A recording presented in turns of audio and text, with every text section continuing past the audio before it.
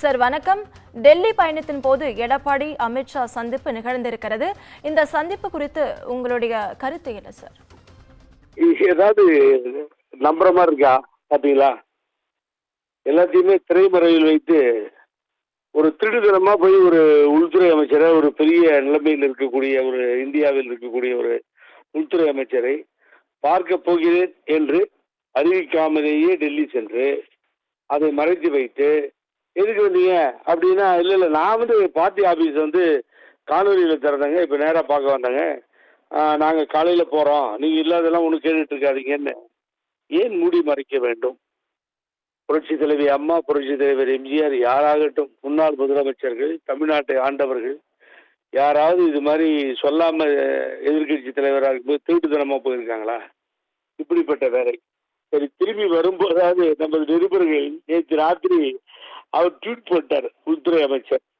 அந்த தேசிய கூட்டணி, அது அவங்க கூட்டணி என்டிஏ மாபெரும் வெற்றி பெறும் தமிழ்நாட்டில் போட்டு உண்மையை உடைச்சிட்டாரு.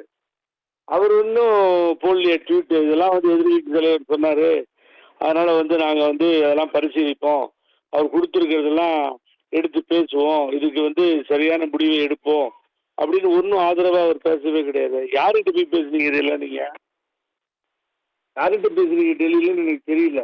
அது பாட்டுக்கு வளர்றாரு, முல்லை பெரியாருன்றாரு, திடீர்னு ஒட்டுமொத்தமா எடுத்துக்கிட்டாரு. எல்லாத்தையும் என்னென்ன சப்ஜெக்ட் இருந்ததோ எல்லாத்தையும் கையில் எடுத்துட்டு யாரு சொல்லி கொடுத்தாங்கன்னு தெரியல, அவர் பாட்டுக்கு வளர்றாரு.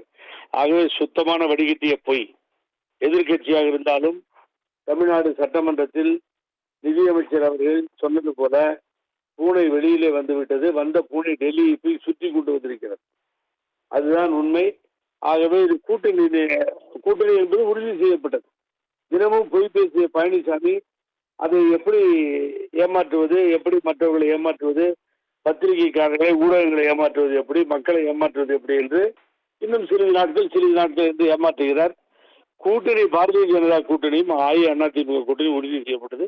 அது அவர்கள் தலைமையில் என்பதை நேற்று ட்வீட் மூலம் அவர்கள் தெரிவித்து விட்டார்.